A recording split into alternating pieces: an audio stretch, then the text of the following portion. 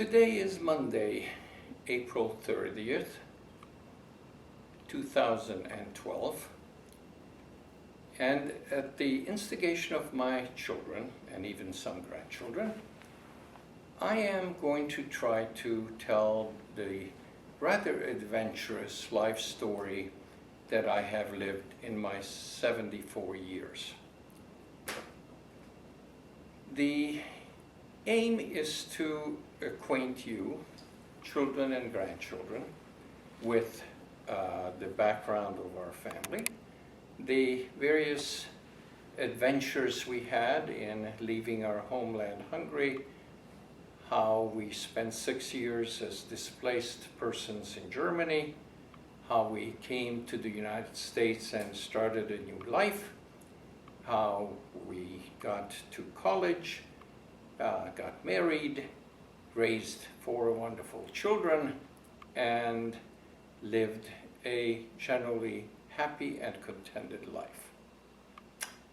I will try to present this story in a more or less chronological sense, simply because that's how it makes sense, and also because I will try to give these DVDs roughly 50 minutes of text, and then with the help of my step-grandson Aronka, I will try to add pictures, maps, and other illustrative information to the story to give you a better view of how things happened.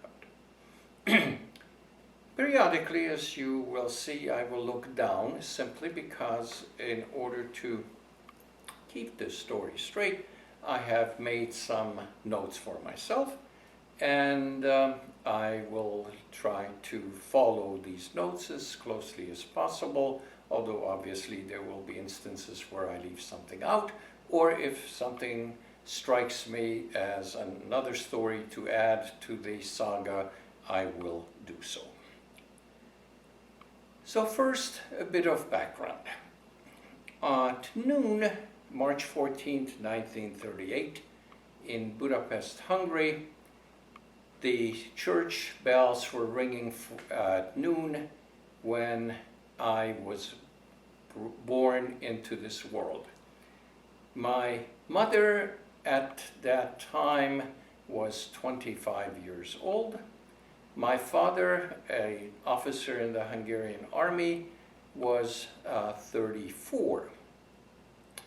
My parents had met at a series of social functions in Budapest in 1936-37. They got married on June 14th, 1938, and honeymooned in Italy. 9 months later, I was born. Apparently, it was a very good honeymoon. A little bit about my father and his family, and a bit about my mother and her family. My father's family is of considerable, how should I say? It's an old family, not a rich family. They received their patent of nobility back in 1522 for services rendered as the guard to the then Hungarian king. A number of the early ancestors were military men. One of them defended one of the castles in the area just north of the Danube. The family was by no means prominent. They were what is usually referred to as the poor nobility. No castles, no extensive lands. In fact, my grandfather was a notary public, and he was the proud father of 12 children that my grandmother brought forth, among them a set of twins. Unfortunately, only 5 of these 12 children reached adulthood. Uh, One of them died in the First World War on the front in Italy. The other one, one of my dad's very dear aunts, died of TB, which was unfortunately in the early 20th century a disease that took many lives.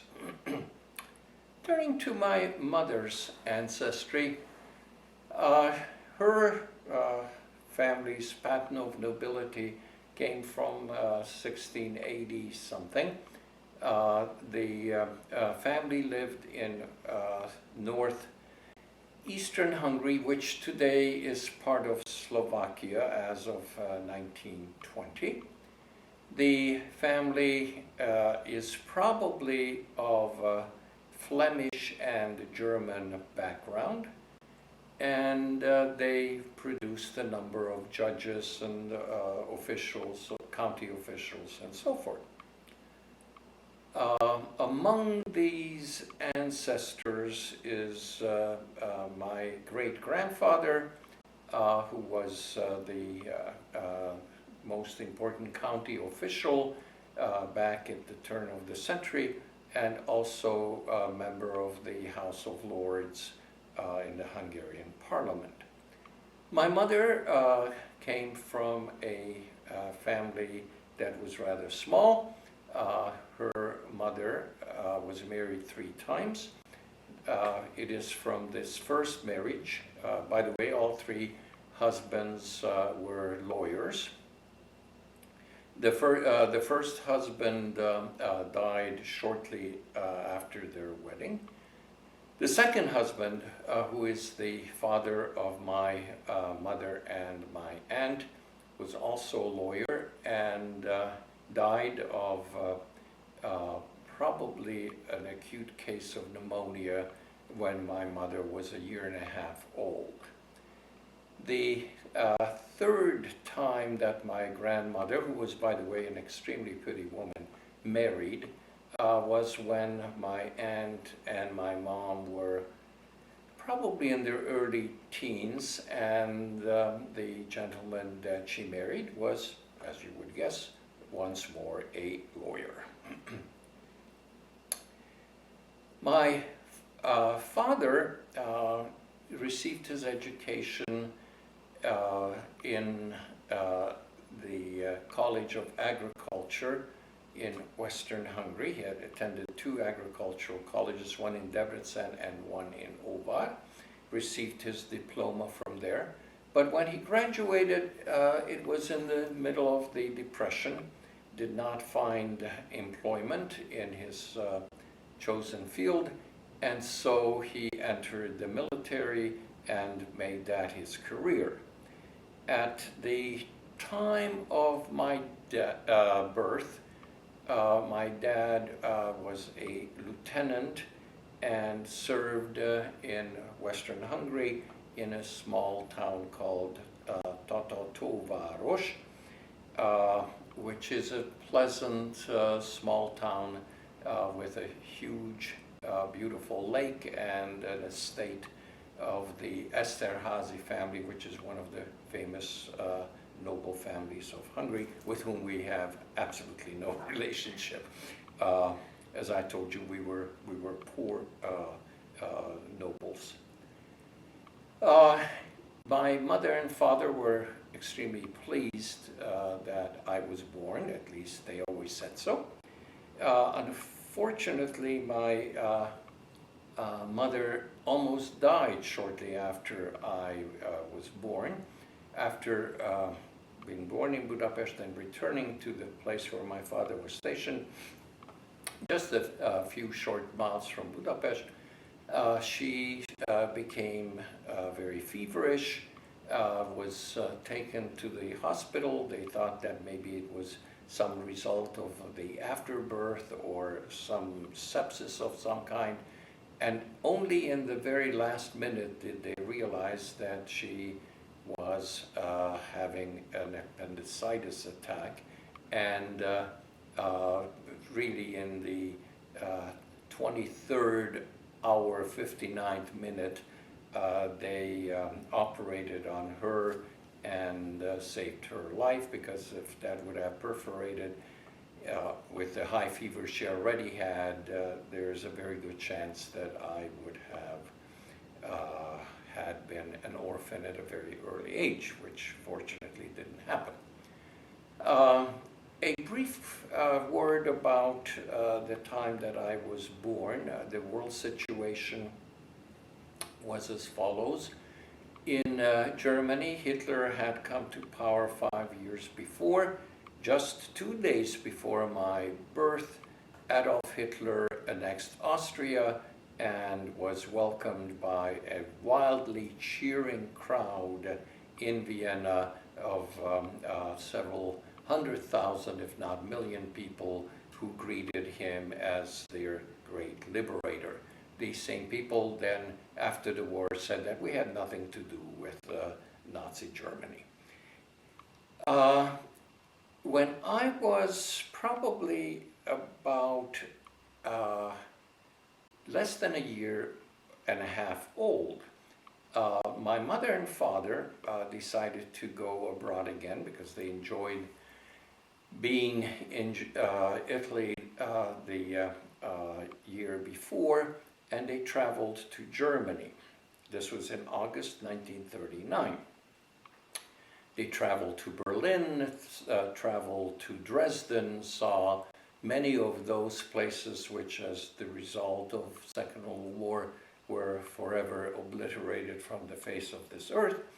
It is also interesting that my father, being a sharp military man, noticed immense amount of military activity on the railways.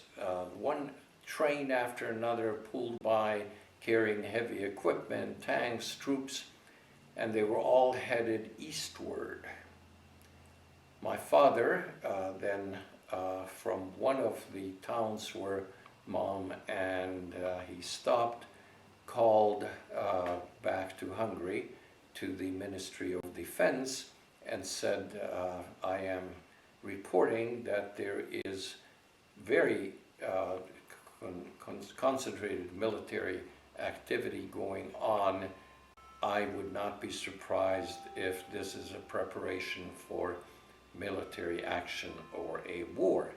Note that a few days later, on September 1st, Germany attacked Poland, and Dad's view on this was obviously correct. When Mother and my dad came back from their German trip, I was staying with my paternal grandmother and an aunt, and when my mother leaned over me in the crib, I opened my eyes and said, "Mama, Mama," and obviously my mother melted that I must be a very smart little guy to recognize her immediately. Now, because my father was in the military and the frontiers of Hungary at that point were changing rapidly, although this was still peacetime, there were a number of areas that were reattached to Hungary that had been taken from her in 1920.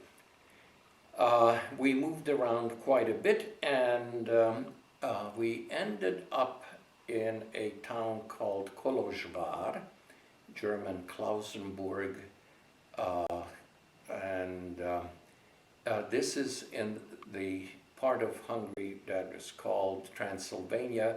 It is now Romania, and my father was directed to take up residence there, and obviously we, as the family, moved there after him. We rented a very nice house. That's the first house I really remember. In fact, Kolozsvár is the place where I became conscious of being a person. My first real remembrances are associated with that town. I remember it so well that years later, 50 years later or even more, I was able to describe to my brother how to get to the house where we lived.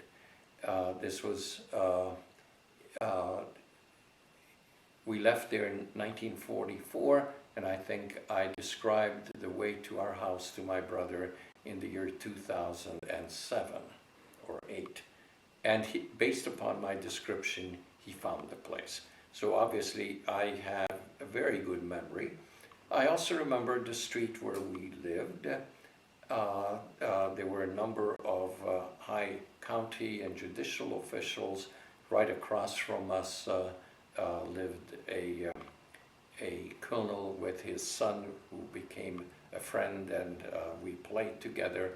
And catty corner from our house was the director of the opera house, who then later became quite a well-known conductor in Hungary. His name was Viktor Bassi. It's also sort of ironic that among my remembrances of Kolozsvár was playing in the dirt and running around the statue of a great Hungarian Renaissance king by the name of Matthias Corvinus, who was born in Kolozsvár, was baptized there in the same church my brother and sister were subsequently baptized, and through much of my scholarly career, it is the history of this particular man that I have devoted my life to. Yet as a small child I had played really at the foot of his famous statue. I also remember going for the first time to a movie and remembering at least a portion of the plot. It was a German movie made in 1944 in color, and it was called Adventures of Baron von Münchhausen. And I remember talking about this to my wife Eva, who then, at the time of my retirement from university teaching in the year 2002, bought me a newly restored DVD of this movie. And while we were watching it together, there was a scene where there was a duel taking place in St. Petersburg, Russia, and I said, just watch, they will be shooting at each other and saying kukuk, kukuk. And within 30 seconds, that's exactly what happened on the screen. She was just absolutely amazed that somebody who saw this movie probably at the age of 5, at the most 6, would remember this event that many years later and that vividly. But then one of the scourges maybe of my life is that I remember things extremely well and in considerable detail. Sometimes this can be good because you remember good things. Sometimes you remember unfortunate things, and that is sad. The home environment that we had in Kolozsvár was very appropriate to a middle-class family. My father, by that time, had moved from lieutenant to captain, and in fact, in the last year was promoted to major. We had household help. My father had a car that was chauffeur-driven at his disposal. There was a cook and there was a maid who helped my mother with the three, ultimately 3 of us children. In fact, my 2 siblings, my beloved sister Judy, or Yutka, was born in May of 1942. My dearest brother was born 1943 in September. I also remember that before my sister was born, and I think Mom was already pregnant with her, we took a trip up to visit my grandmother in Slovakia, and I remember her, and I remember her apartment, I remember her house, so that when in 1998, together with some friends, we visited the town of Löcha, where my mother lived and my grandmother had lived. I was able to point out the house and went into the courtyard and could figure out on the second floor where the apartment where they lived must have been located. I also remember quite vividly the fact that when my brother István was born, Uncle Steve, as you guys know, or the Great Gruz, as most of you know him, we went to see him in the hospital, and my mother was showing the new baby to my little sister, and while picking her up, noticed that her body was covered with little red dots. She had something called rubeola, and so we quickly had to leave the hospital so little brother Steve wouldn't catch it. Or István didn't need that disease. And in fact, I was exiled from home as well, and to a very interesting couple. He was a professor of law at the University of Kolozsvár, and that's the first time I saw an incredibly great library, which then encouraged me to collect books later in life as well. The Christmas of 1943 was the last Christmas that we spent in Kolozsvár. By that time, all three of us children had been born. I also remember that I got an incredible toy, which even by modern standards would be considered exquisite. It was a dive bomber that could be suspended on a thin rope from the ceiling lamp, and by winding up the motor, the propeller moved very quickly, and as a result, the plane began moving in a large circle around in the room. And as it moved, there was a device that came together and released bombs. And they were caps, the kind that you have in pistols, caps in the bombs, and when they fell, they exploded and made a hell of a noise. My mother told me that they had a great deal of fun playing with this before Christmas night, Christmas Eve, and the only problem was that the plane and the bombing made such noise that they were constantly afraid that I would wake up in the other room and come in and would disturb their fun of having the plane fly around the room. Things, however, did not continue in a very positive direction. On March 19th, 1944, German forces occupied Hungary, and in essence, Hungary lost its independence. From that point on, it was really governed by people who were put in place by the Germans. My father, who was well known for not liking the Germans, even from time that he was a young man, he always felt that Germany was a threat to Hungary's independence and its very existence, had an incident that could have ended badly. Shortly after the Germans arrived on March 19th, while my father was sitting at his desk in his office, The door opened and the Gestapo man stormed in. My father sprang to his feet, and although Dad didn't speak very good German, there was one word that he did know, and that was raus, which means out.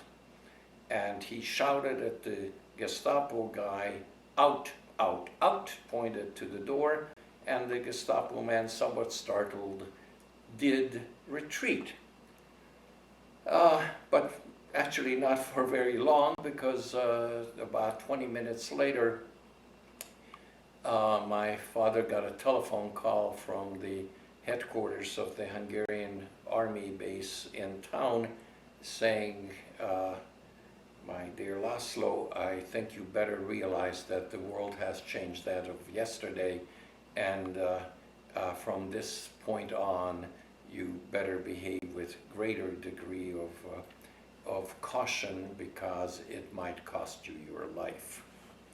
Dad took that under consideration, and there were no further outbursts. Now, again, to be fair, not all contacts with the Germans were unpleasant.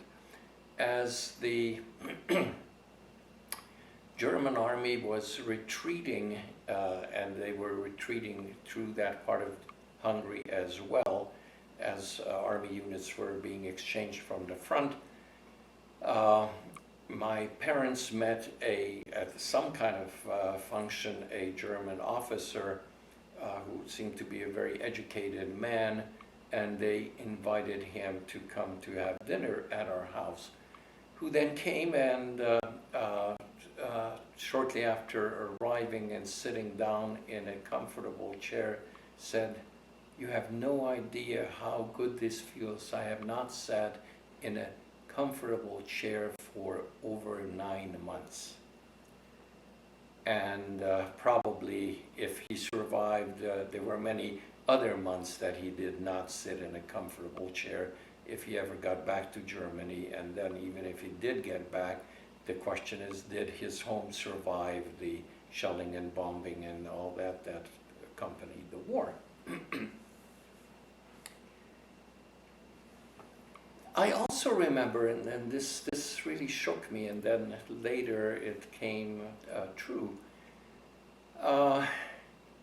My father had brought a book home for my mother to read, or for him to read, I'm not sure. Father had quite a good library himself.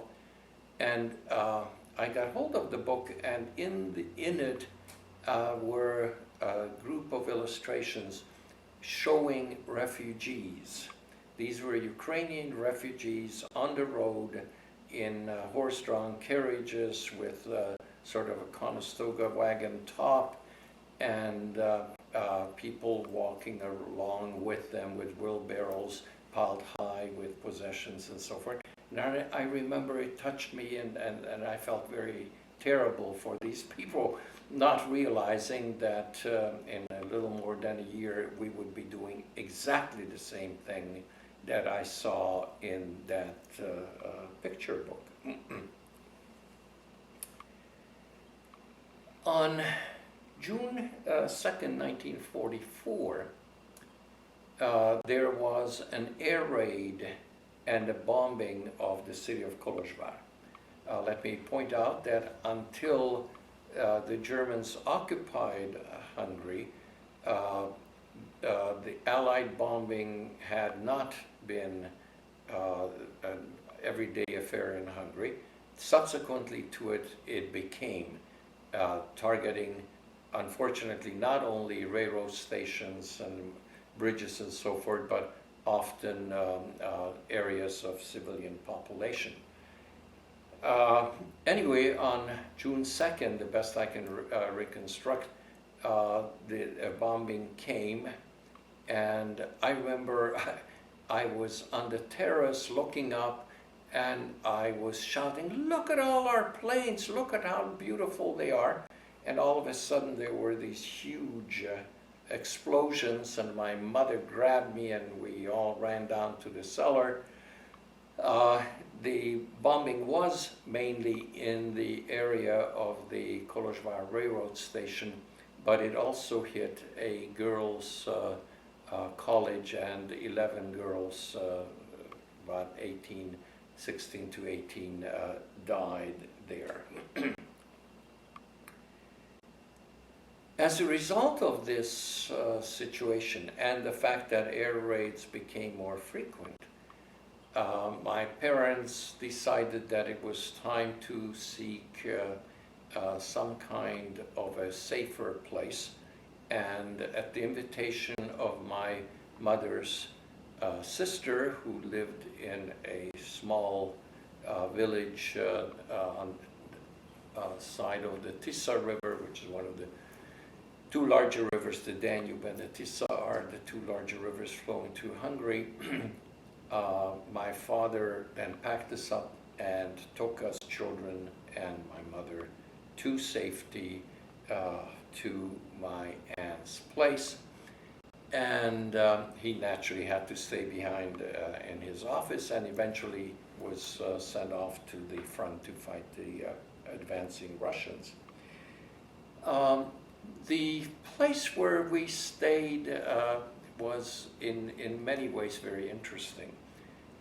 Not only did my cousins, the children of my aunt and uncle, live there, but a whole slew of other relatives, including a lovely woman who lives here in Sarasota.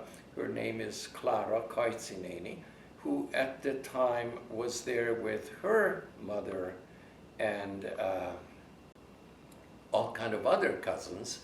And so there were a whole group of us kids hanging around there, having good time. In fact, there is even a picture, unfortunately lost through the years, but I did see it, where I am dancing with Clara, who was about 2 years older and at least 12 inches taller than I was, but I'm looking up at her with a great deal of admiration, even then. Anyway, it was good to be safe. However, for some reason, and we never quite found out why, the climatic conditions or something did not agree with me in this village, and I had very serious health problems. I had boils, I had high fevers, I had stomach problems, so that I had to be taken to a doctor in a nearby town as well. They never quite figured out what it was, but because I behaved well at the doctors and did not put up a fight, I was given a reward. And strange enough, the reward was a book by James Fenimore Cooper called The Leatherstocking Tales, which is an American classic in Hungarian. And the story that I loved most in these Leatherstocking Tales was The Last of the Mohicans. So that was in many ways the first of my books, and although at that point I didn't know how to read, there were certainly enough adults in the area who were able to read it to me, and we cousins sat around and wide-eyed listened to the stories of the Indians in New York State back in the 18th century.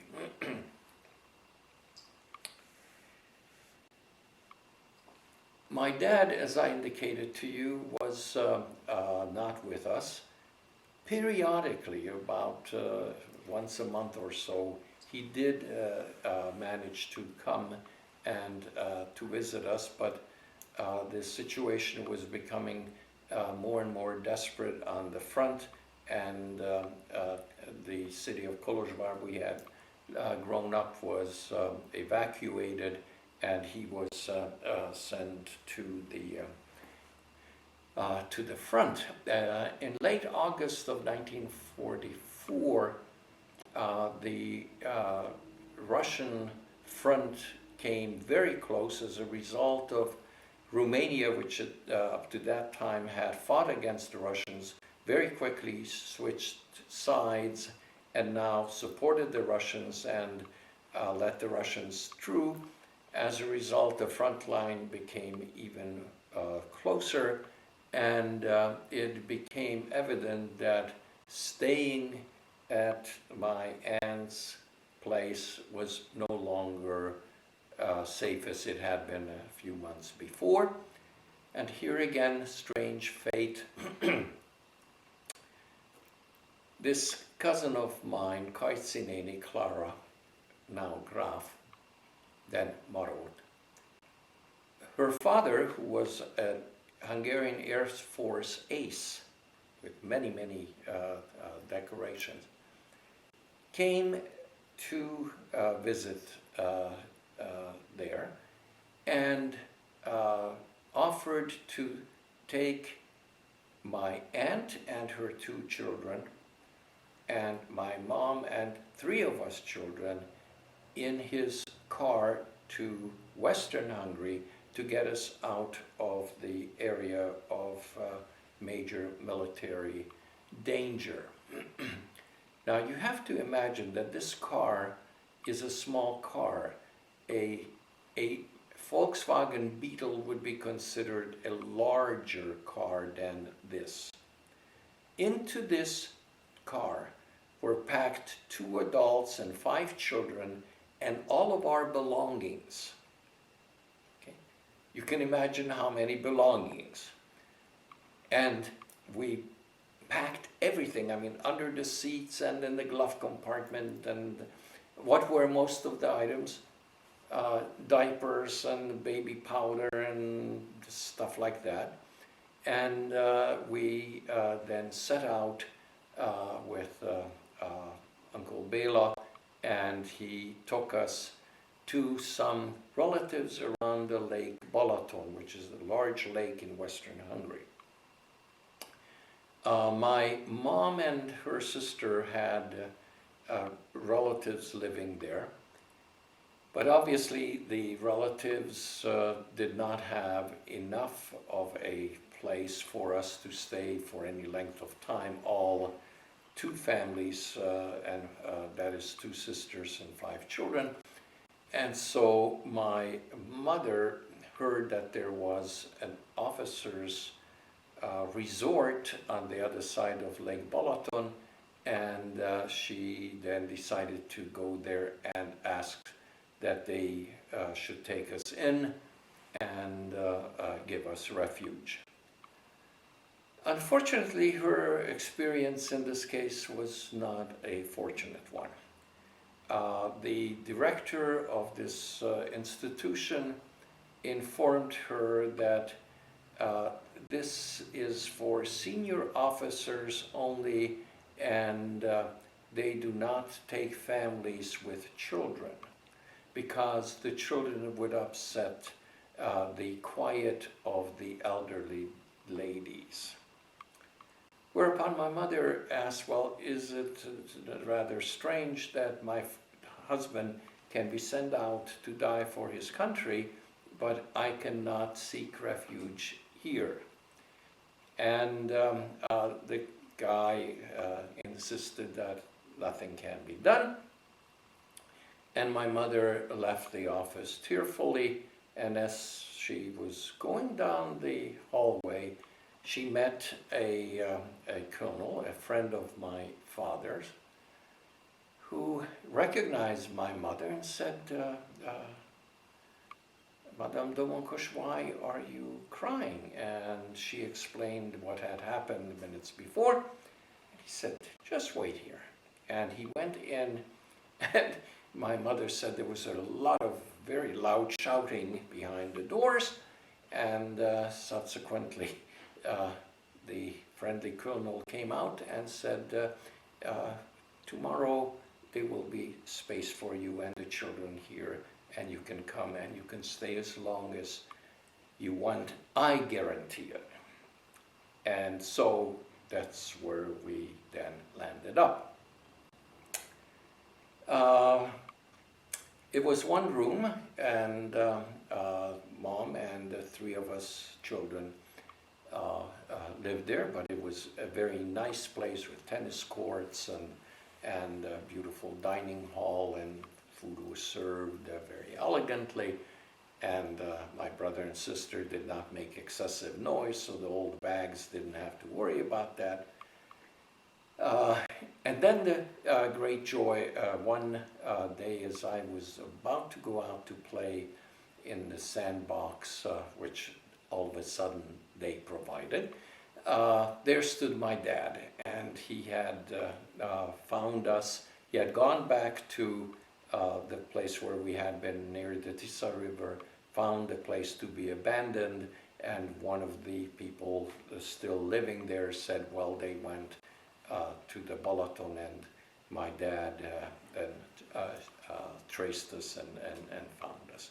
And so from that point on, and we're talking now fall of 1944, Dad was able to come and visit us because after the collapse of the front and the advance of the Russians well into Hungary, Dad's unit was withdrawn, and he then went up to the Ministry of Defense in Budapest to ask for a new assignment. And here a rather curious situation arose, and in many ways probably saved my dad's life. He was in one of the halls, antechambers to the Ministry of Defense, and was talking there, waiting to be received by some superior officer. And all of a sudden, a man behind the desk, who was a friend of my dad, probably one of his best friends all his life, a fellow major, got up from his desk and rather abruptly and brusquely took my dad by the arm and pulled him into a sort of a window opening and said in a rather mean voice, "What the hell are you doing here?" And my dad said, "Why are you doing this to me?" And he said, "You shouldn't be here. People who are known for their political views, that is, that you are very anti-German, are disappearing daily in Budapest. And I'm sure the same thing would happen to you. I will make sure that you will get an assignment where you are out of the way." He said, "You just have to hang in there." And so my dad got an assignment in one of the divisions of the Ministry of Culture that in many ways was beneath him, but at least according to those in the know, was a place that was not politically exposed. And so it is from Budapest that my dad used to come down with the train weekends to see us, and then on Sunday went back to Budapest to be at his not too important position. Having escaped the battlefield, he almost died of a situation, as a result of a situation which had tragic consequences, fortunately not for him. As he was headed for the railroad station to come and visit us, he had been eating at the officers' club. He ran out to the tramway station, the electric streetcar, which was just about to depart, and he jumped onto the last little space on the streetcar, the last streetcar, and was headed to the railroad station. They were passing over one of the major bridges in Budapest called the Margit híd, the Margit Bridge, when, as a result of either sabotage or somebody fooling around with whatever, the bridge, and by the way, by that time all of the bridges had been fixed with explosives. In case the Russians would come in, they would explode them. The bridge exploded, and the streetcar, which was made up of 3 units, began sliding down into the water. Dad, being on the last platform on the last streetcar, was able to run up and jump onto one of the pillars which did not explode. And so immediately he then organized people to try to save as many individuals trapped on the bridge and trapped in the tramway or the electric car. And they pulled a number of people outside, but there were a number of deaths because of the swift current and the very quick way that the water covered all of the area. Anyway, Dad escaped and subsequently got on the train, and thank God showed up at our door a little late, but safe and sound. Now,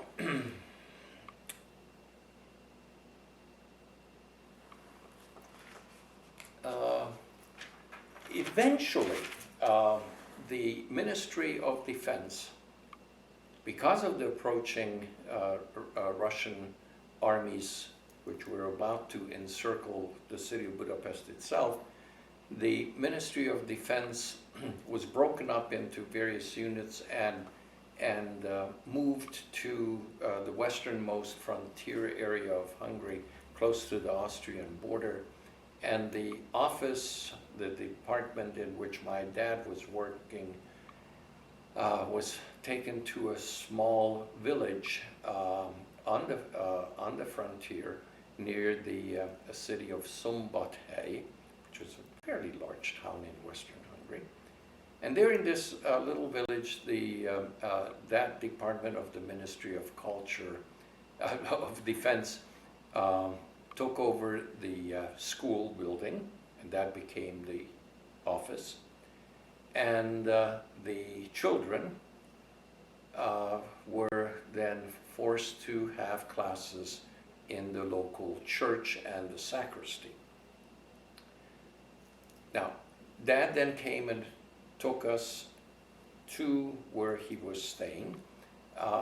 He found for us a place in a rather simple peasant house, but nicely appointed room.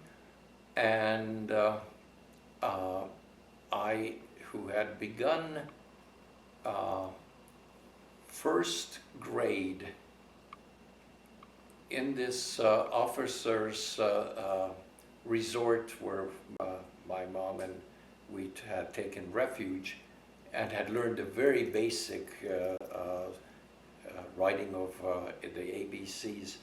Now that we had been moved to this village on the border, I too joined the other village kids in the church and in the sacristy, and learned what kids learn in the first grade, except that my studies probably did not go on longer than from the first week of December to the last week of March.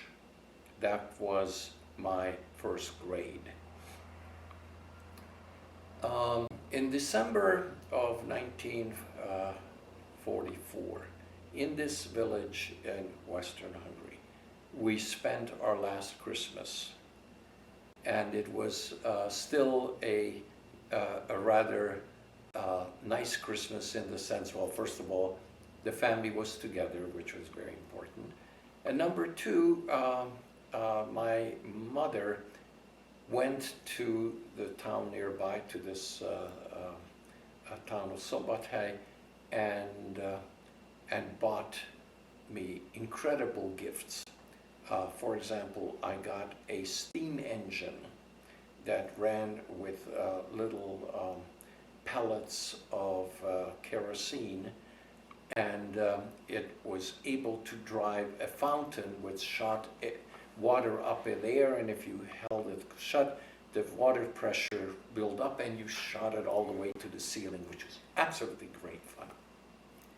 But again, how things work out. My mom got on a bus to go to Szombathely to do Christmas shopping. She got back. The next day, the city received an immense bombing raid. Thousands of people died, including almost everybody near the bus station where my mother had been just 24 hours before. So talk about being at the right time in the right place and not in a situation that could have ended tragically. The conditions continued to deteriorate militarily on Christmas Day. Anyway, the city of Budapest had been encircled on Christmas Day 1944, and after a very long siege, the Russians then took it. There was one last counteroffensive to try to push them out of Hungary, Western Hungary, in the spring, which collapsed. The counteroffensive did not work, and so it became apparent that we will have to flee westward and out of the way of the Red Army. You obviously can say, well, why did you flee from the Russians? The answer to that is very simple. If you read any book, especially those more recently published, which now look at the Second World War with greater degree of accuracy and expose the incredible cruelty of the Soviet regime, you will then hear about the mass rape of women, the destruction of property, the picking up of people off the street, never to be seen again, taken off to labor camps and so forth. And the fact is that these stories were well known. This was not propaganda, this, especially in areas that had changed hands and had been reconquered and so forth. There were ample evidence to support these horror stories. So it was a foregone conclusion that as much as possible you try not to be captured by the Russians, and the idea, although it seems strange, is to try to flee as far westward as possible and be captured by the Western Allies. And so that's basically the idea. Now, already in January, February, the plan was discussed, saying that the families of the officers in the unit that my father was attached to, the officer families would be put onto trains and would leave Hungary toward quote-unquote safety in Germany. The officers' wives got together and they voted this down, saying that no, we want to stay together as families, no matter what. We prefer that to being sent off alone. And it's a darn good thing. Some nearby units, the wives did not vote this way, and they got caught in the horrendous bombing of the city of Dresden that anybody who knows anything about World War II knows that the city was basically incinerated, and in one night over 100,000 people perished. Okay, we could have very well been near Dresden or in Dresden had we opted to go then. We did not, but then this also had some very negative consequences. On March 28th at 2 a.m., after just barely having fallen asleep, all of us children were roused from the bed, and you could see in the distance towns and villages burning, and we had to set out. The Ministry of Defense had promised to this unit that if you don't go by train, we will provide you with cars and trucks. There were no trucks, there was no cars. So each family had one peasant horse-drawn carriage, half of a carriage. One half one family, the other half the other family. So we got half of a peasant horse-drawn carriage for us, family of 5, with all of our possessions, which again consisted of primarily baby clothes and a few non-perishable foods like kielbasa and so forth that could be transported. So we were then packed onto these peasant carts. A young driver was assigned to us who drove the horses, and we set off for the Hungarian-Austrian border, and crossed sometime in the early morning. By late afternoon, we were in the city of Wiener Neustadt, which is a fairly large town in Austria, and it was Good Friday. And we had crossed into Hungary and would not return until 1964. So we are talking 21 years. Just before we crossed the border, my dad picked up a handful of Hungarian dirt. Saved that.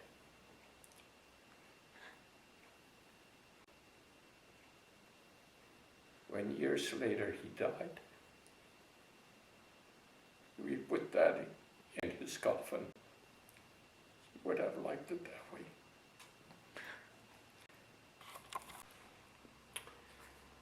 Today is installment 2 of the Domonkos Chronicle. We left off in our last session with us crossing into Austria on Good Friday, 1945. Today's story, I hope, although it will have some sad sections, will not be as emotional as the last one. Although, again, here there will be some issues that are disturbing, especially as viewed from the angle of a 7-year-old child. In the early afternoon of Good Friday, we were passing through the Austrian city of Wiener Neustadt, and on Easter Sunday, we had progressed just a few miles further, and remember passing the night in a school building under very, very cold conditions. From here on, there will be a number of instances where we sought refuge overnight in places like animal shelters and barns, wherever we could find a place to put our head down. And there were at least 2 occasions when in the middle of the night our parents had to wake us 3 children up because there was already small arms fire evident in the not too distant areas. The conditions of the roads are hard to describe. Everything was headed west. There was only one-way traffic on the road. Nothing was headed back toward Hungary or toward the east. Everybody was going west. The streets or highways, 2-lane, usually were arranged in the following fashion. On the left-hand side were trucks and tanks and faster moving motor vehicles. On the right-hand side were people on horse-drawn carriages like ourselves, were people on bicycles, were people on foot, were people dragging their belongings on little carts or on wheelbarrows.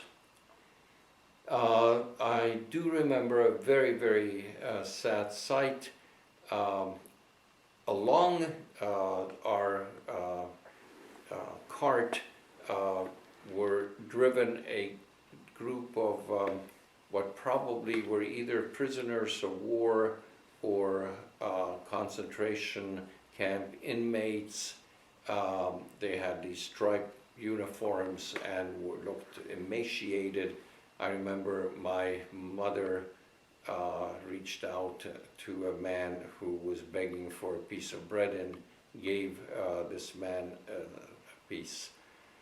a slice, whereupon the guard began cursing at her very loudly, and what was even worse, as one of these groups we were near, one of the people fell behind as these column of several hundred men were being driven, and the guard then saw this straggler and then simply dragged him behind a bunch of bushes.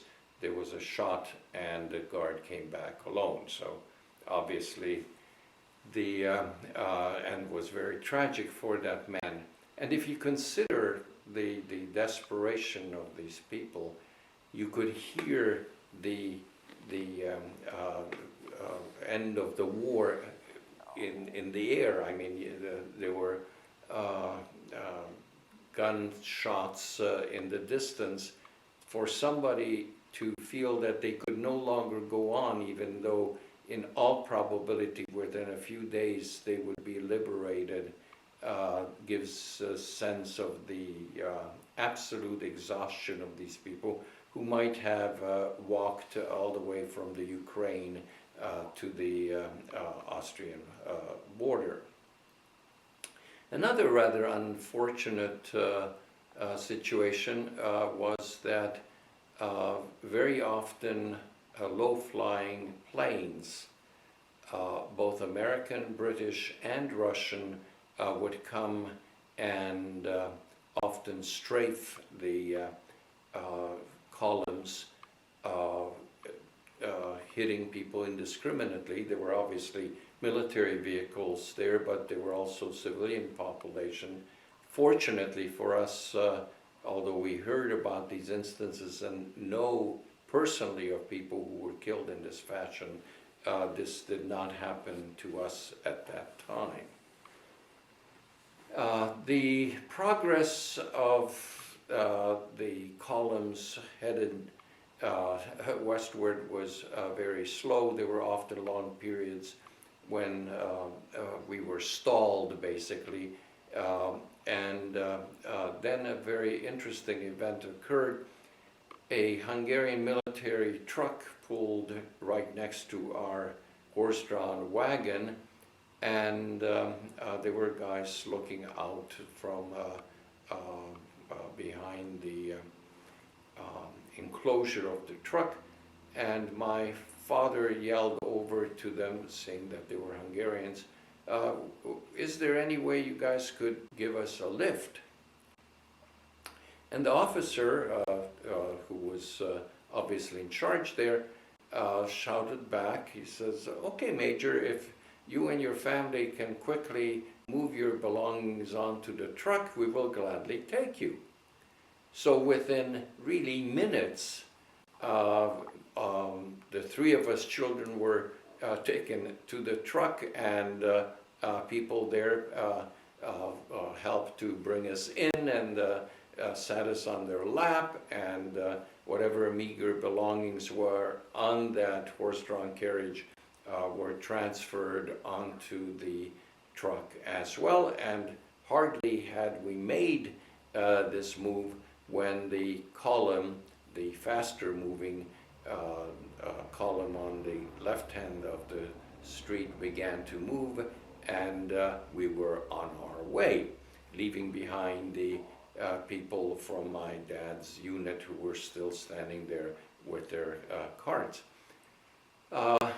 Subsequently, when my dad looked around and saw the rather strange combination of soldiers, both officers, petty officers, and non-commissioned officers, as well as officers, in a sort of a strange mix, he said, well, what unit are you from?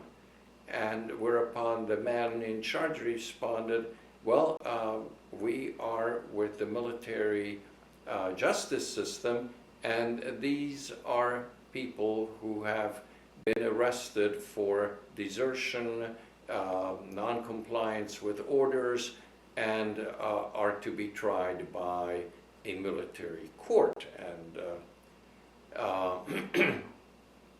yet, my parents always remembered this unusual group of people as some of the nicest and kindest individuals they came across in their life. So the end result is that very soon we were able to outrun the battle area. No longer were we woken up at night and had to move on because of the nearness of the Red Army. Soon the roads became less congested, and the truck was moving at a very good pace.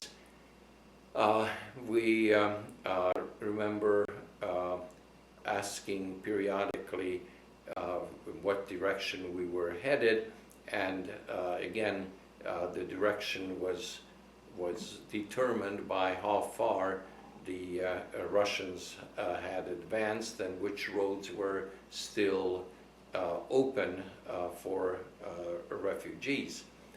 So we were at this point headed toward the city of Linz in Austria on the Danube, and after several days of traveling by this caravan, we arrived there. In the meanwhile, it was during this period that the news came that President Roosevelt had died, and there were people who wondered how his death would affect the outcome of the war. Those who were sane in evaluating the situation came to the conclusion that his death would in no way affect the outcome, and that in fact the defeat of Germany was only a few days away, which in fact was the case.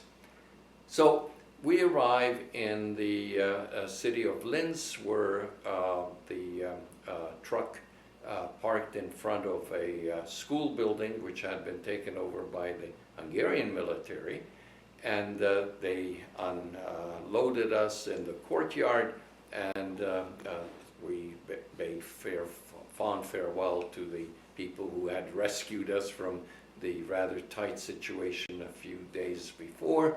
And my father went to talk to the commander of the area in Linz, Hungarian colonel, and he said, well, I'm trying to take my family westward and hope to be able to eventually tie up with the unit to which I belong from the Ministry of Defense, who are also headed in that general direction. The gentleman that my father was talking to said, well, how do you intend to continue your trip from here? Whereupon my dad said, well, is there any kind of vehicle or something that you can give me and my family so we can continue on our way?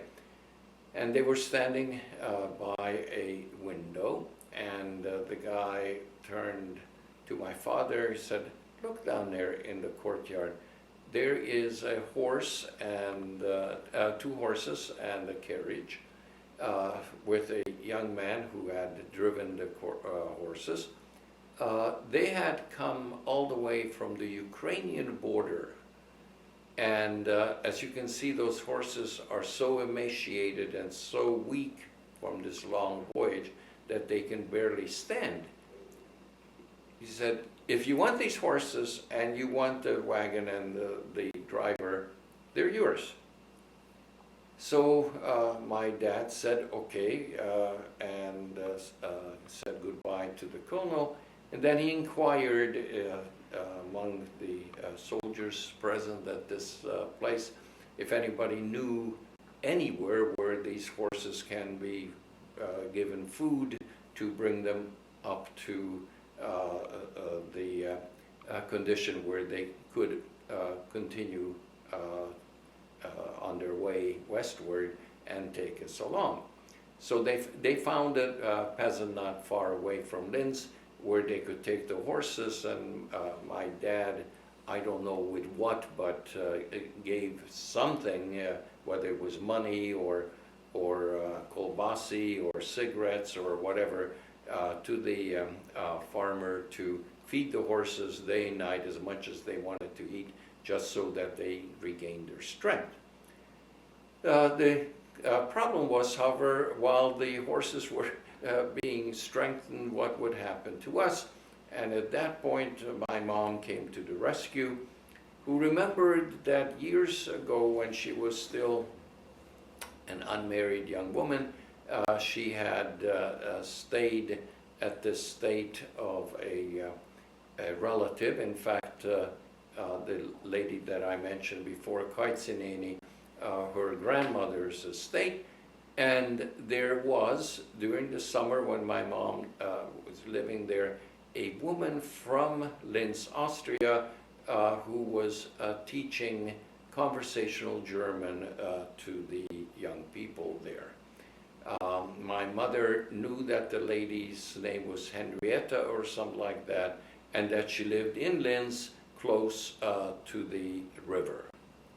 That obviously is not much of a clue to find somebody in a city which, with all the refugees at the time, probably numbered around 200,000 people. But Mom, undaunted by the difficulty, decided to find this lady and seek refuge there for our family, which she then managed to do in the following way. She went and found the section of town where she thought the lady must be living, close to the river, downtown, however, and so she went to various stores and inquired if anybody knew a lady called Henrietta who used to spend her summers in Hungary. And there were no takers, nobody seemed to have known, and Mom was just about ready to give up on this enterprise when in a store the stone owner said, no, I don't know what you're talking about. I don't know who she could be. But somebody in the store overheard this inquiry and said, I think I know who you are referring to, and in fact, I will take you to her house. So with Mom in tow, they went to find the house. Mom rang the bell. At first there was no response, and then she rang the bell again, and the second time the window opened and the lady looked out and she said, oh, it is you, I remember you. And she said, what are you doing here? So Mom explained that we are on our way out of Hungary, fleeing westward from the Russian army, and we need help. So the lady then very quickly invited Mom in and made arrangements for the rest of us to come. And this was just heaven, because after weeks on the road, for the first time we slept in real beds with real bed linen and feather pillows and whatever. It was wonderful to take a bath and to be in a civilized surrounding for a few days, until my father ascertained that the horses were now in good order, and so we said goodbye to the lady in Linz, packed our meager belongings onto this new cart, and set out again toward the city of Passau, which was the next major town that we thought we should be hitting. We made fairly good progress, probably 2 days into our trip.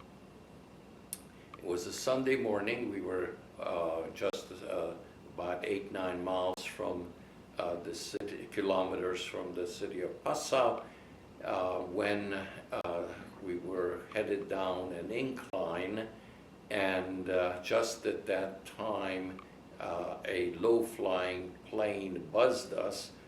Didn't shoot or anything, but it spooked the horses, and they began to gallop down this steep incline at breakneck speed. My father and the young man who came with the horses were trying to hold the horses back, but with no success. Anyway, the story comes to a rather unfortunate end. The cart passed over a small bridge, next to which there was a fairly large tree. One of the horses went right of the tree, the other one left of the tree. The cart hit the tree, and my dad, sitting up front, was thrown against the tree, and the whole cart overturned. The horses broke loose and ran off, and there we were. I guess I was the first one to emerge from the turned over cart. Saw my father with his glasses broken into his face and bleeding, unconscious on the grass, and I yelled to Mom, Mom, I think Dad has died. Fortunately, that was not true, but not too far from reality. Anyway, Mom then quickly made sure that my brother and sister were okay, and we tried to get Dad to recover consciousness, but that did not work. She sent me to a nearby house, and I knocked, but there was nobody there. It was Sunday morning, as I indicated, and the people were off to church. So there we were on the side of the road with the condition that I described, whereupon Mom decided that obviously in order to keep Dad alive, he needed immediate medical help. And so she then went out to the road and tried to flag down passing cars. That is, those going to the direction of Passau.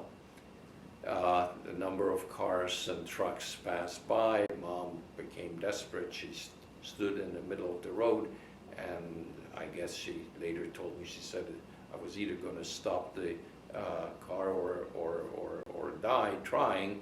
And so a large gasoline truck stopped, tanker truck, German tanker truck, and the guy came out of the cab and looked at the situation and told my mother, look, lady, in the condition your husband is, we cannot put him on a tanker truck. There's no place to lay him down, and obviously that's the minimum. However, I can take you, because there's a seat next to me, and I can take you to Passau, to one of the hospitals, and you can get help there, but you'll have to leave your family behind. So Mom, obviously very reluctantly, but with no alternative, got into the cab and they drove off, and I was put in charge of my siblings. Fortunately, in the meanwhile, the people at the nearby house had returned from the church, and they saw what had happened. Very carefully, they somehow brought my dad into the house and laid him out on the bed in the bedroom, and the kind lady then made breakfast for the three of us children, and the young man in charge of the horses was trying to find the horses. He eventually did. He and some of the people from the farmhouse then righted the cart and tried to put our stuff back. In the meanwhile, Mother, with a truck driver, arrived in Passau, and from somewhere the truck driver was informed that there's a Hungarian military hospital in town, and so he drove Mom right to the door of that place and wished her luck. Mom went in and was received by the head doctor there, and explained that my father is hurt very badly, about 8 kilometers away from the center of the city, whereupon this very nice doctor, military doctor, informed my mother that their jurisdiction extends only 5 kilometers from the city of Passau, and therefore he can be of no help to her.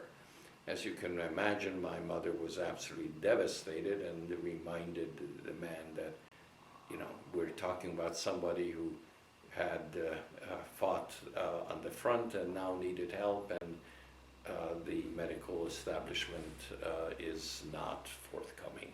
That didn't seem to affect the gentleman. However, they're always nice people, even in circumstances where one would say the behavior was less than what you would extend to one of your friends, or certainly one of your brother soldiers. A young doctor, hearing this, stepped up to my mother and said, I will go with you and we will bring your husband in. He then found 2 guys with a stretcher, and as they left the hospital building, there was by a strange coincidence, a horse-drawn carriage there. They asked the guy to take them along, and they then, Mom, the doctor, the 2 guys with the stretcher, and the horse-drawn carriage showed up at the farmhouse 8 kilometers away. Just as they came in, the priest who had been called by the nice people at the farm was administering the last rites to my dad, and there he was lying between two candles. Probably a rather frightful sight. But they then put him on a stretcher, put him on the cart, and meanwhile they hitched up our horses, and we then proceeded to the city of Passau, where we arrived at the hospital, the one that Mom had been there before. They took Dad in to the hospital, and just as they put him on a table, the air raid sirens went on, and we all had to go down into the cellar. They left Dad on the table there. He was semi-conscious. He does remember, however, that the doctor sort of looked at him and just went like this, probably saying, well, dragging him down to the cellar, it really makes no difference, it's not going to make it anyway. To make the long story short, he did make it, and it turned out that he had 4 broken ribs on the side where he hit the tree, had a very, very severe concussion, which at this point was the major concern, and 3 of the wings of his vertebrae had broken off as well.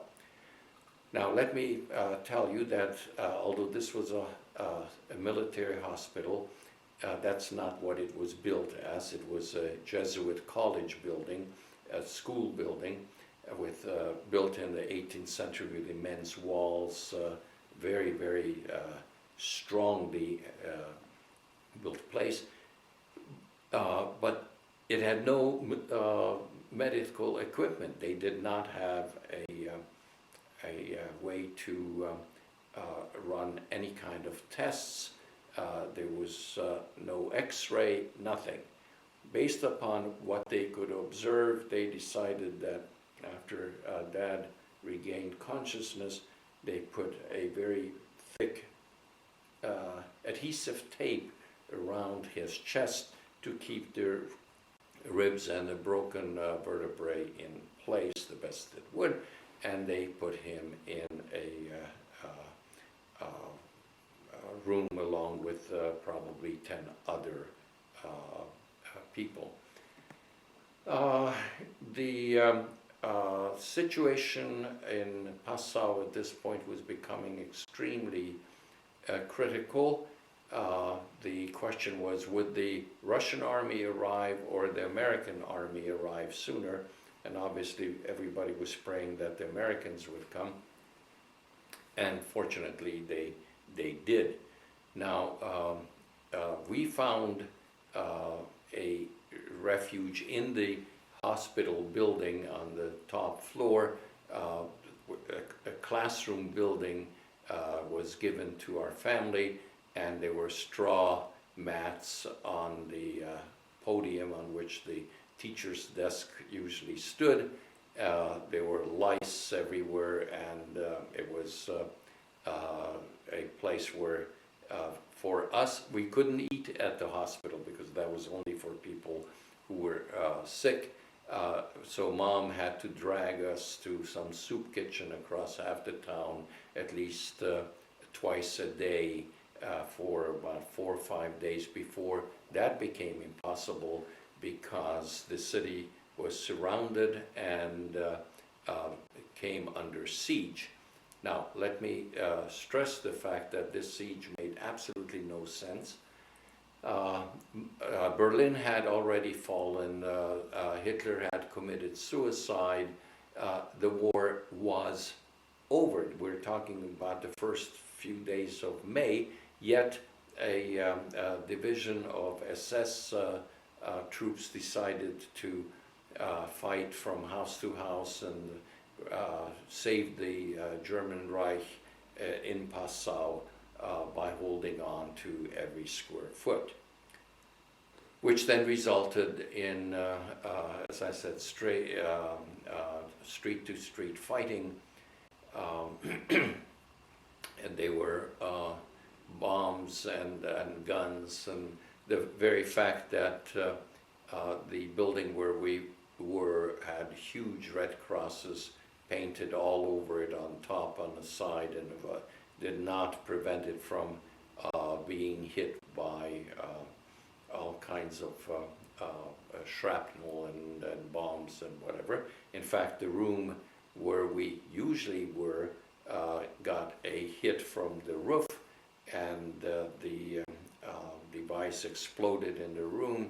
Our sacks of straw on which we always laid at night, plus the podium, flew out the window, and much of our meager belongings were lost even more during this episode.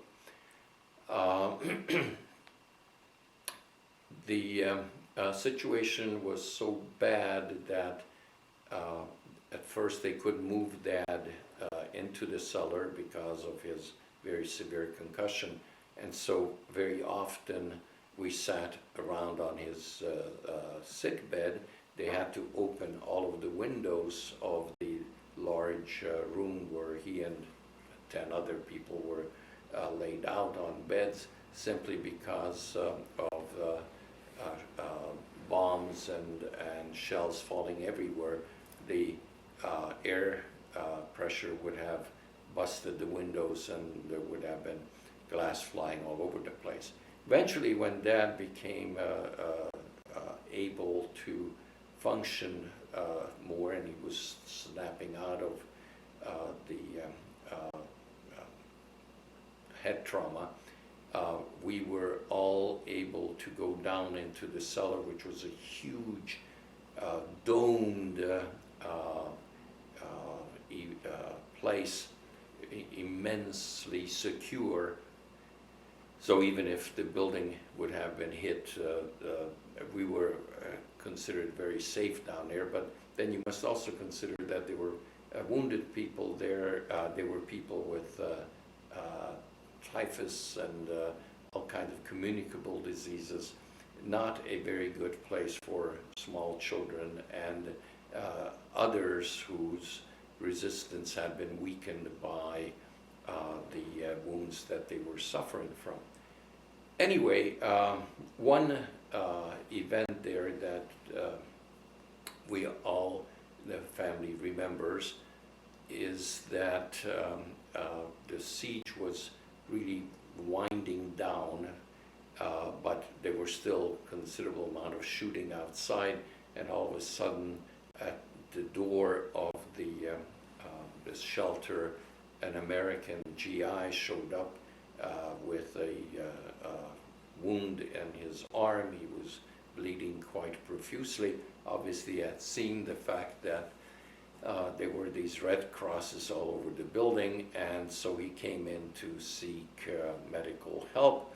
He had his gun under one arm, and his other arm was rather limp.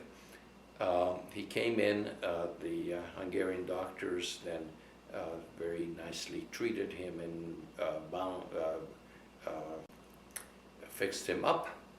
And obviously, being a tough guy, he was ready to go back onto the street and continue fighting. But as he was passing where our family was sitting in this shelter, he saw my little brother, István, playing there on the floor, and probably moved by the fact that he himself might have been a father, or having seen so much terrible things, he picked up my little brother and hugged and kissed him. So it's interesting that that was our first encounter with an American. Nobody at that point obviously knew that 6 years later we would be going to the United States as immigrants. Anyway, shortly after this event, the siege of Passau came to an end. The last resistance was broken, although even a week or two later there were still sporadic gunfire in the city, and there were instances where one wondered if the war was starting up again. Dad was slowly making a recovery, and I sort of presume from the subsequent events that my parents found out were the families with whom we had left Hungary together had ultimately landed up. They were in Bavaria in a small village, and so we had to get official permission from the American military government in Passau to let us pass and to go and rejoin the unit where Dad had served. Again, I do not know how we were given. Again, it was a horse-drawn carriage that took us there and dropped us off. And then the local authorities were put in charge of finding a place for us to stay. Note at that point, even in remote villages, you had not only refugees from all over Europe, like Hungarians and Poles and whatever, but you had a large number of German refugees who had fled from the advance of the Russian army in what today, or for a while, was called the East Germany. There were also a lot of people who had lost their homes as a result of bombing in the large cities of Germany, who had sought refuge in small towns and villages. So everything was overpacked with people, and we were assigned to a farm house, and when we arrived there, the owner lady was cursing all Hungarians that she never wants to see another one, but she was by law required to give us a place to stay. And since most of the better places were already taken, we received 2 small rooms over this pigsty. So the pigs lived downstairs and we lived upstairs, which was, as you can imagine, not a very ideal arrangement, and certainly left something to be desired as far as smells were concerned. Also, somewhat frightening, especially for my poor mother, was the fact that rather large rats ran around at night and were always foraging for the very few pieces of food that my parents were able to gather.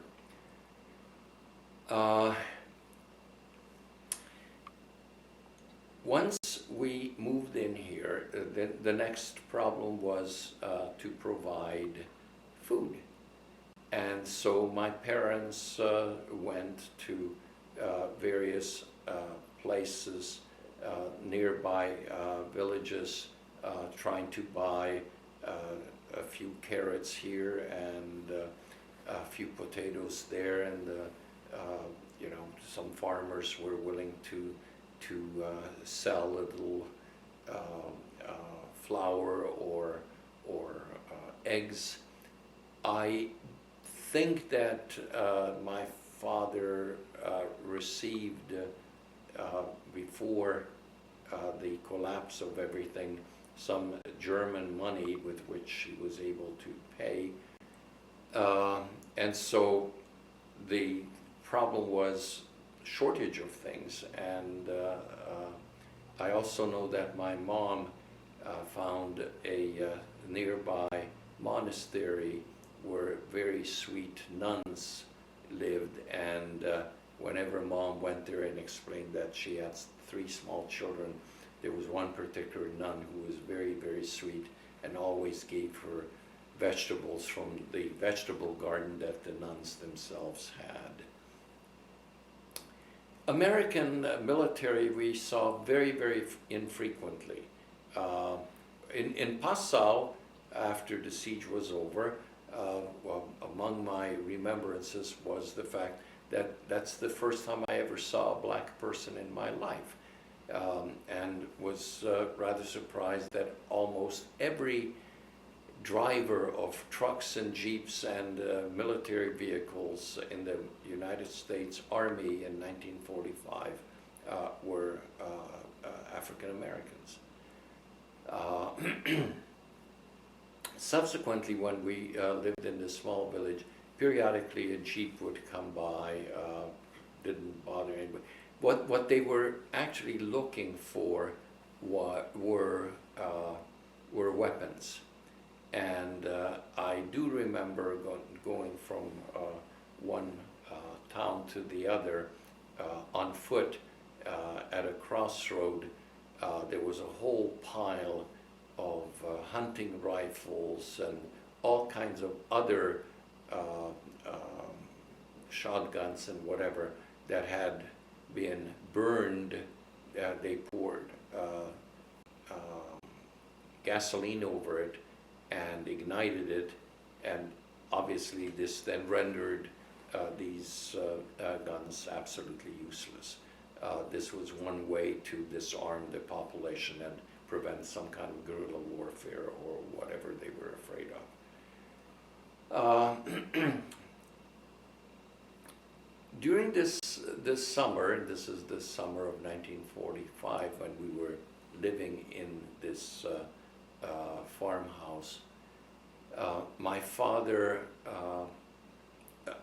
insisted that I should learn to write and to compose. Since I already knew the letters, I was told to write down the story of our flight. And so very, very deliberately, slowly and surely, I wrote down these stories, not knowing anything about punctuation and capitalization and so forth. These were not great masterpieces of literature, but my dad then sat down with me, showed me the correct way of putting capital letters at the beginning of sentences, and all of the very basics. Now, toward the fall, through again some kind of information gathered from friends, we heard of a better place for us to move to, and it was another farmhouse a few miles away, where we did not have to live over the pigsty, and it was a nicer, larger room, and it even had a chandelier, which was really something that you didn't have over a pigsty. And so we then asked the people at the farm to transport us there. And strangely enough, the lady who had cursed us when we arrived 3 or 4 months later was in tears when we left. Mom and the lady became quite friendly, and the animosity with which she greeted us and was obviously gone. The minute, however, that we left the rooms over the pigsty, another family, a German family, moved in. This is how tight things were. So we went to this new place, and from there my parents periodically went to a nearby, very important center called Pucking.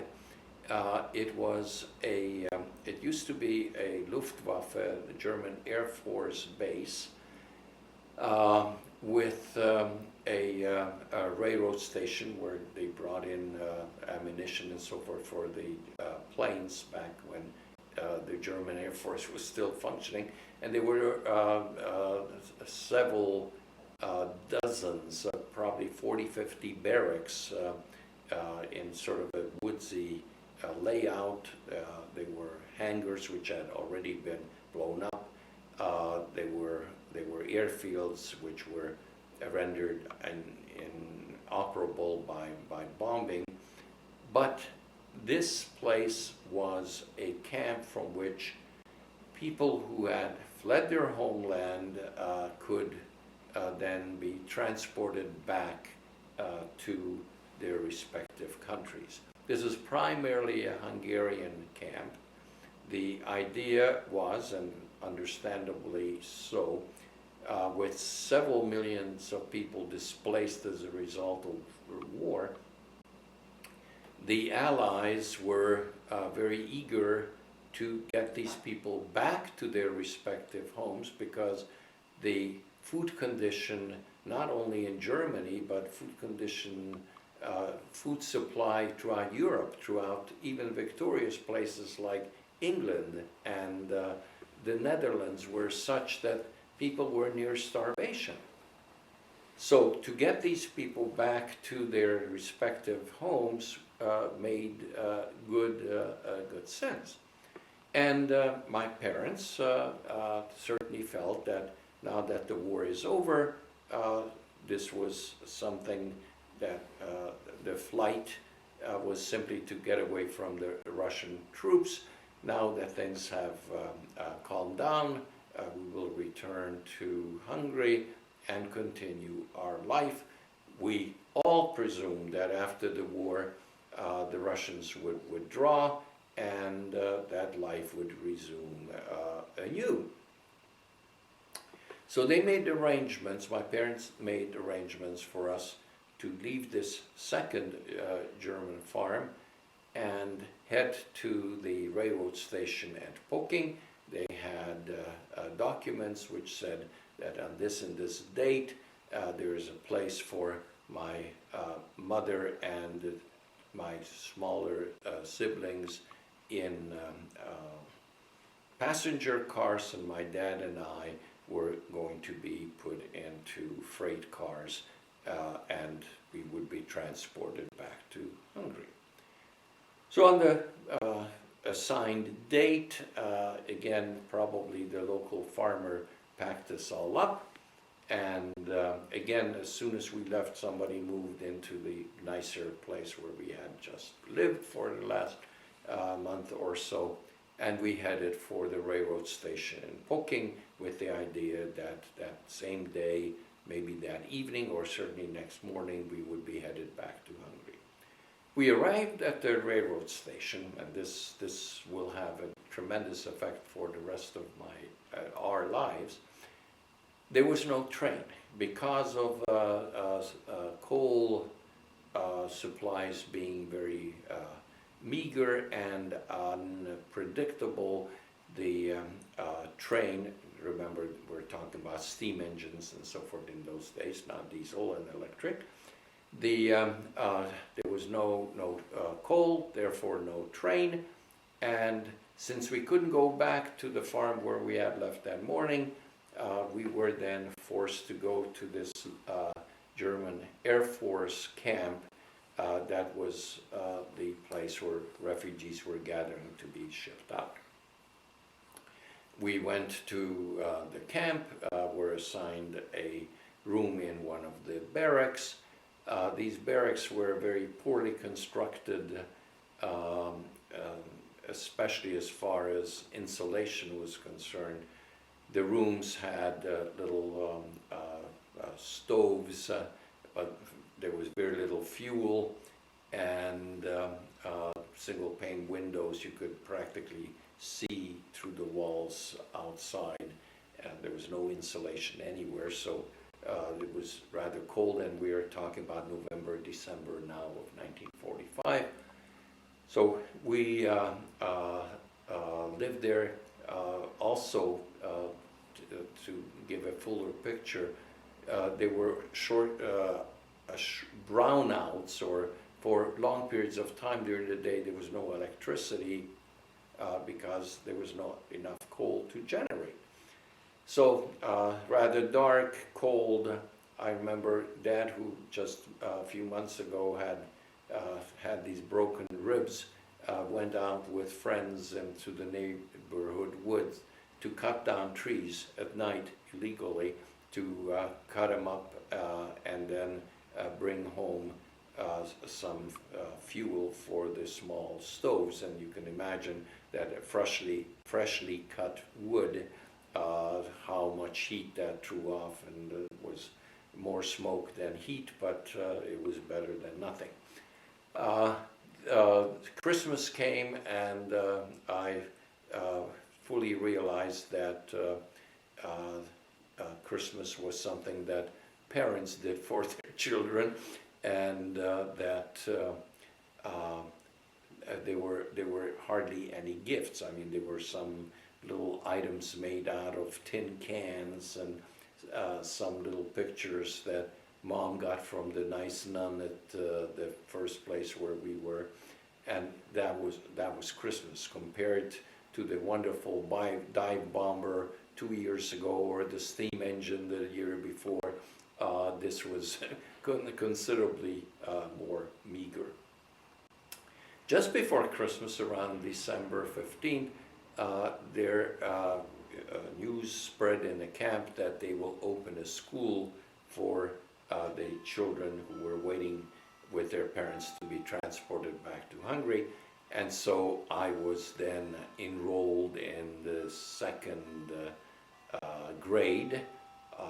Remember, I had gone to first grade here, there, and wherever. Probably, if I added all that up, it wouldn't come up to more than 3 or 4 months. But here from December 15th to April 15th, I was a second grader. It was funny because tuition was one piece of kindling wood that you had to bring with you so that they could put it into the stove at the school, and we would not freeze in the classroom. The teachers were nice, although I must say they were terribly strict. I mean, here we were in the first grade, and we had to know the multiplication tables all the way up to 10. And if you didn't know it, you got slapped with a stick on your hand. I remember we had to learn the various stanzas of the Hungarian national anthem. Everybody knew the first one, but it has some 8 or I don't know how many others. Should look that up.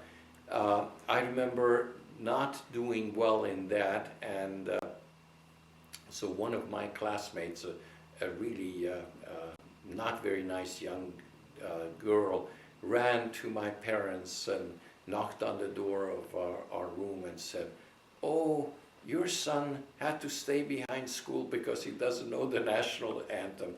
And so obviously my parents were not very pleased that I was not a stellar pupil, but somehow I did survive, and I do still have a certificate that indicates that I was good in very exemplary in behavior, made superb steps forward in the learning process, and my performance was excellent. So even though I got whacked on the hand a few times that I didn't know my multiplication table, I very quickly learned. This was also the time where I was given instructions and had the first Holy Communion at the camp, and the priest who then administered this later became a family friend in another camp in the 1950s. What was his name? Pribus Jurka, George Pribus. Excellent speaker. He had some problems with celibacy, but that's another story. Not all priests are pious.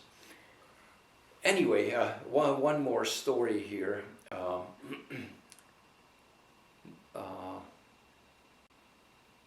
My father was off doing something, and my mother was busy with the children, and I had complained that I had a sore tooth. And so my father told me that I should go to the dentist's office. There was a camp dentist. He drew a little map as to how to get there, and that when I arrived, I should indicate who I am, introduce myself, and ask the dentist to please pull that tooth. It was not a permanent tooth. So I set out and I went and I introduced myself. I was at that point 7 years old, and told the dentist that I needed my tooth pulled, and he inquired who my parents were. I indicated why they couldn't be with me. He said, "You're a brave young man, and come," and sat me down and opened my mouth and pulled the tooth, gave it to me to show as evidence, and sent me on my way. Now, the world is very small.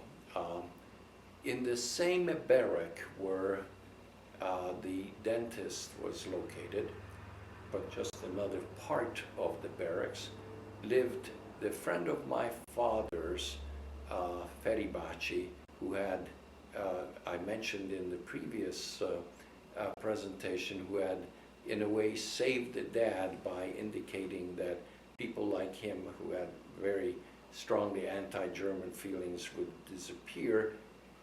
He had also landed up in the same camp, and in fact my dad and he often met.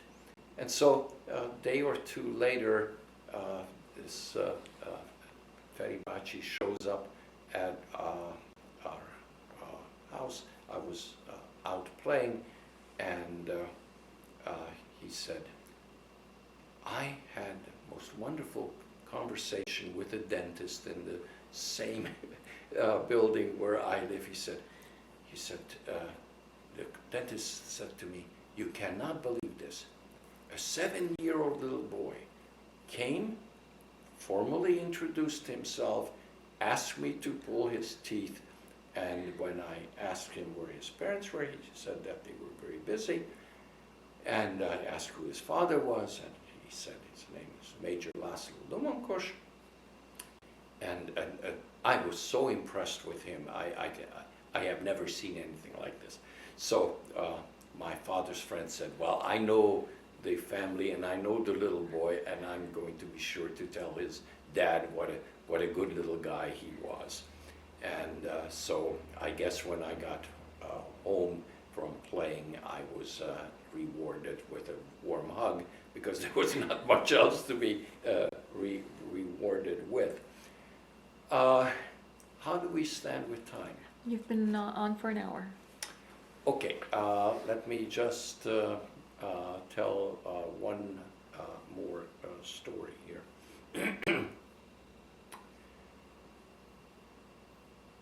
In the 25 years that my parents were married, this was the only time that I heard them disagree fundamentally with each other. And the disagreement was about what to do next. My father, who was always a very patriotic and devoted Hungarian, was of the opinion that he had never done anything for which he can be held responsible, had never participated in anything that could be even remotely considered a war crime. He was firmly convinced that there will be now a new Hungary, a more democratic Hungary, and he wanted to be part of the rebuilding of this new country. And he wanted to go home as soon as humanly possible. My mother, the realist, said, "I too am a good and patriotic Hungarian, but from the information that has been coming out of Hungary, I am fearful that our return at this point is not advisable. And the reason is quite simple. News was coming that when these trains from the west came across the Hungarian border, all those who had been members of the military, but especially officers, and especially senior officers, that is major and above, were immediately taken off the train and were then subjected to interrogation, and they had to check against lists against those against whom there have been reports of participating in activities that would have constituted war crimes. And once that procedure was over, they released them if they were found innocent, and they could go on. But my mother said, and she was absolutely right, okay, we get to Hungary. They take you off, said to my father. I go on to Budapest. But I arrive at the railroad station. We cannot go back to Transylvania, to where we had been for the last 4 years, because that now has been reattached to Romania. We have no place to go. I will be in Budapest at the railroad station with 3 small children and no place to call home. Obviously, soon, maybe a week, 2 weeks, you will be able to follow us, but what do we do then? So they argued about this at considerable length, and fortunately, my dad saw the light, and they decided to wait until things become more stable in the country, where a real democratic government will be established, and where it will be safe for us to return and begin life anew. So this basically then ended that phase of our life, the decision not to return to Hungary in early 1946. And we stayed at this camp until summer, and then a number of events will take place which will move us from this place in Bavaria, Poking, which was under the American occupation zone, to the British occupation zone in northern Germany. Again, you have to understand that after the war, Germany is divided into 4 occupation zones. The eastern part of Germany, with Berlin being divided among the 4 occupying powers, but the rest of what eventually becomes East Germany is under Russian occupation. The western part of Germany is divided into 3 zones. The northernmost is the English zone. The central, where we were, is the American zone, and the southernmost, constituted mainly by the Black Forest portion of Germany, was under French occupation. And as we shall see in the next hour, we will be among those people who will, at one point or another, be in all 3 occupation zones before we finally make it to the United States. So that is it for today.